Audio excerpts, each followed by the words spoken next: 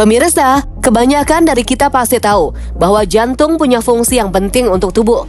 Untuk memastikan jantung berfungsi dengan baik, pemirsa bisa mengukur frekuensi detak jantung. Namun, detak jantung bisa dipengaruhi oleh berbagai hal, mulai dari usia, penyakit tertentu, emosi, hingga aktivitas seseorang. Lantas, berapa ya detak jantung normal pada manusia? Menurut American Heart Association, detak jantung normal per menit pada orang dewasa antara 60 hingga 100 detak per menit BPM.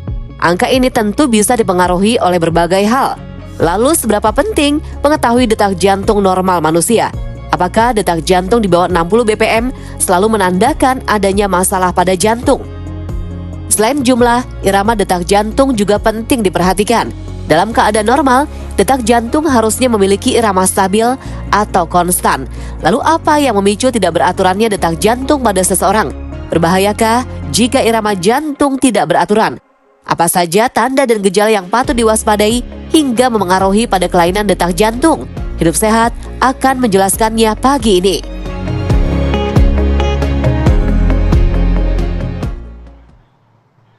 Selamat pagi pemirsa Hidup Sehat, apa kabar Anda? Semoga selalu dalam keadaan sehat. Hari ini Hidup Sehat akan membahas mengenai irama jantung tak beraturan, apa resikonya?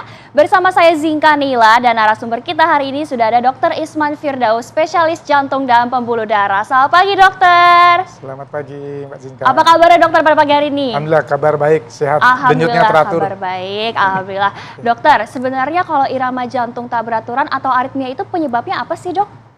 Ya, penyebabnya bisa dari jantung itu sendiri, atau memang penyebabnya ada bawaan, ya genetik.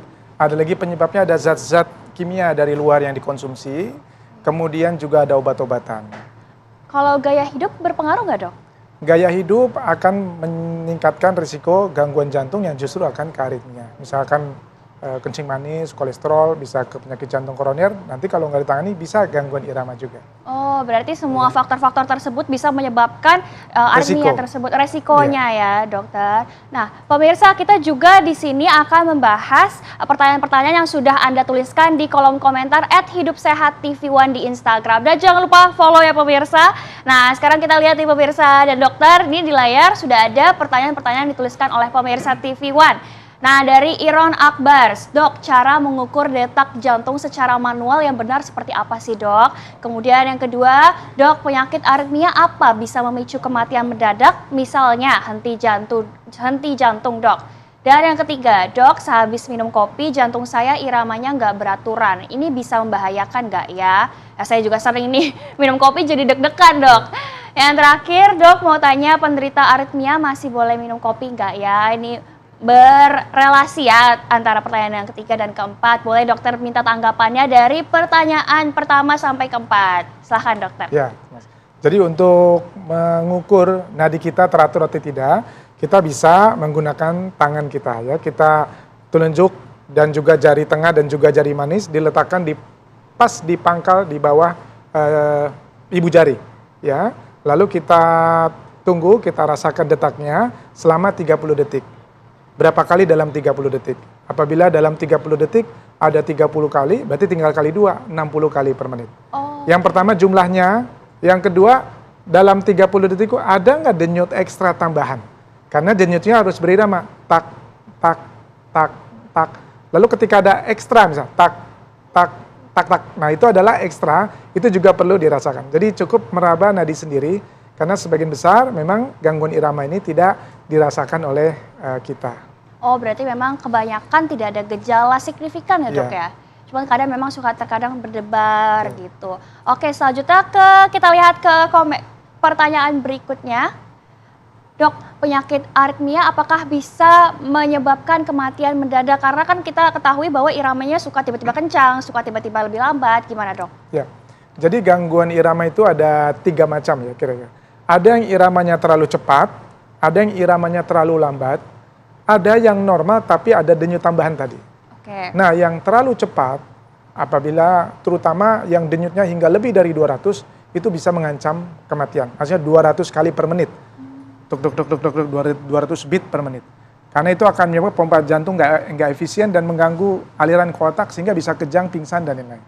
Atau denyut jantung yang terlalu lambat.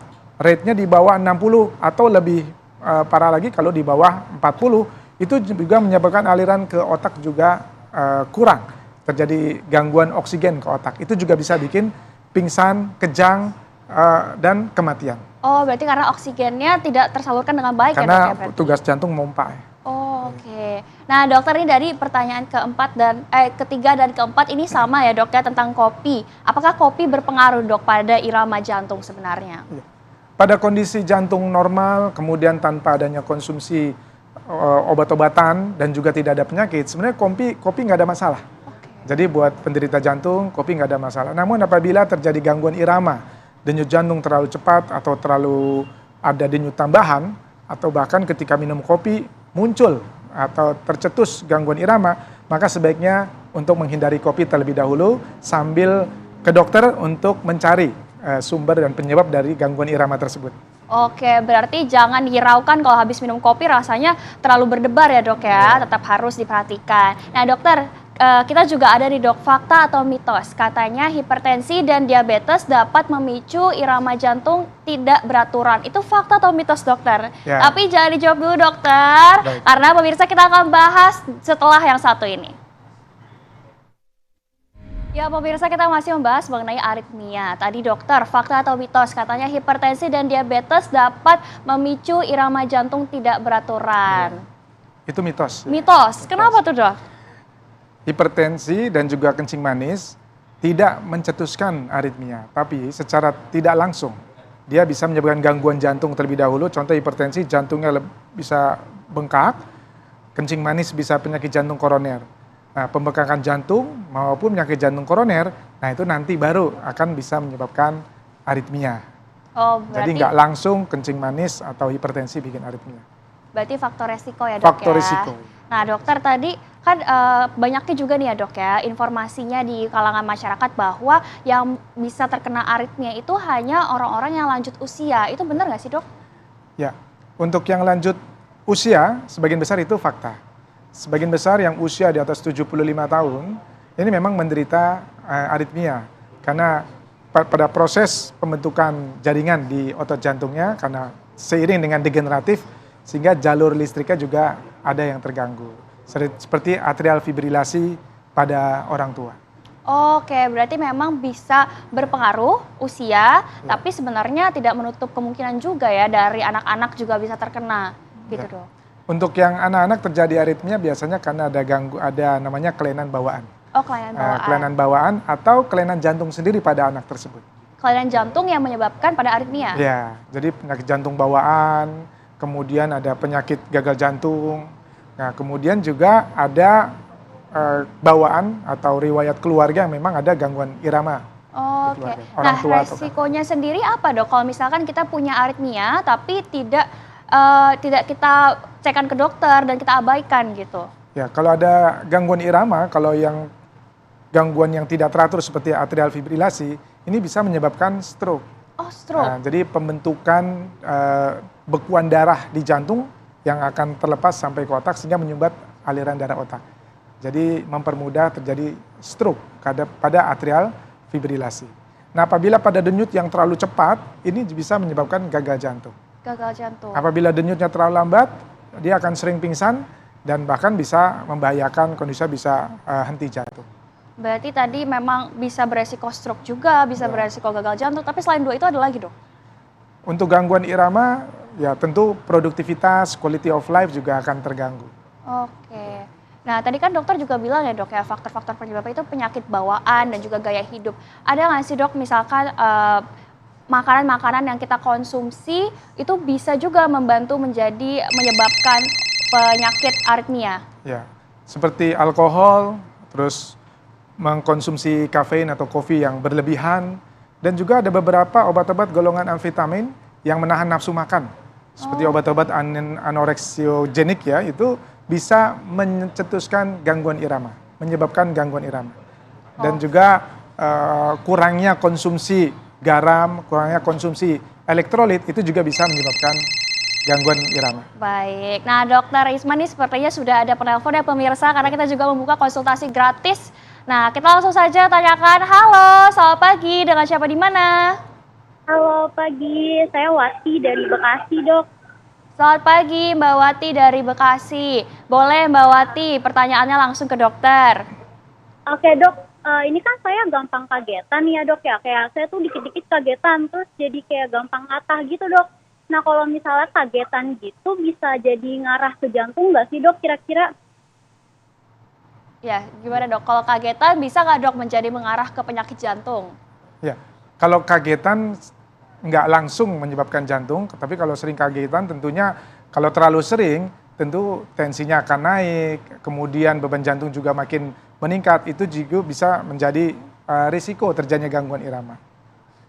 Ya. Baik, nah, Tapi kalau jantungnya aman nggak ada apa-apa ya nggak ada masalah. Kagetan. sebenarnya aman-aman aja ya dok ya. Kalau misalkan memang tidak ada penyakit jantung bawaan Ya. sebelumnya. Penyakit jantung sebelumnya. Oke, nah dokter ini ada fakta dan mitos selanjutnya ya dok. Katanya aritmia itu sering tidak menimbulkan gejala jika tidak disadari. Jadi banyaknya tiba-tiba pas ngecek ternyata udah ada penyakit ya. Tapi jangan dijawab dulu ya dokter, karena kita akan bahas pemirsa usai jeda berikut ini. Tetaplah bersama kami. Pemirsa, terima kasih Anda masih bersama kami. Dan Dokter Isman, tadi pertanyaannya terakhir, apakah fakta atau mitos ya dok ya, aritmia itu biasanya tidak menimbulkan gejala? Ya, itu fakta ya. Jadi sebagian besar orang yang ada gangguan irama tidak ada gejala. Kalau ada gejala berarti gangguan iramanya sudah lumayan berat. Nah, untuk mengetahuinya tentu kita bisa meraba nadi kita sendiri untuk memastikan nadi kita kecepatan, kelambatan, atau ada denyut tambahan. Oke, berarti memang tidak ada gejalanya, tapi kalau bergejala itu berarti sudah akut ya dok ya? Kalau sudah bergejala, segera ke dokter untuk memastikan apakah aritmianya aman atau tidak. Baik. Biar nanti ditangani lebih lanjut. Oke, dokter gejalanya tuh seperti apa sih dok kalau misalkan yang sudah cukup parah gitu aritmianya? Ya, macam-macam. Yang paling sering tentu pingsan atau hampir rasa mau pingsan. Oh, Ya, pingsan. terus bisa juga kejang, itu yang sudah sangat akut dan mematikan ya. Namun ada beberapa gejala lain, tentu ada degupan yang nggak nyaman, rasa lemas, rasa nggak nyaman di dada, kadang ada sakit dada dan pusing. Oh, pusing juga berarti? Ya, terkadang. Pusing dibarengi dengan detak jantung yang tidak teratur atau Oke. tidak biasa. Oke. Nah, dokter, terakhir dok, kita minta tips ya bagi pemirsa di rumah yang sudah menderita aritmia apa dok? Ya. Yang pertama, apabila ada gangguan jantung, ada penyakit jantung sebelumnya, terus konsultasikan secara rutin ke dokter jantungnya. Yang kedua, hindari alkohol, hindari konsumsi kopi yang berlebihan apabila ada gangguan aritmia, dan juga hindari meminum obat-obatan yang mencetuskan aritmia seperti obat-obat penahan rasa lapar dan lain-lain. Dan yang terakhir, rutinkan kita untuk meraba nadi kita apabila ada keluhan atau tiap pagi untuk mengecek apakah nadi kita teratur atau tidak. Baik, terima kasih banyak Dokter Isman atas informasinya pada hari ini. Ini sangat bermanfaat ya pemirsa, karena aritmia ini biasanya tidak bergejala. Dan pemirsa, terima kasih telah menyaksikan Hidup Sehat selama 30 menit terakhir. Dan jangan lupa terus saksikan Hidup Sehat setiap hari Senin sampai Jumat pukul 9.30 waktu Indonesia Barat bersama saya Zinkanila dan segenap kru yang bertugas pamit undur diri. Indonesia, hidup sehat.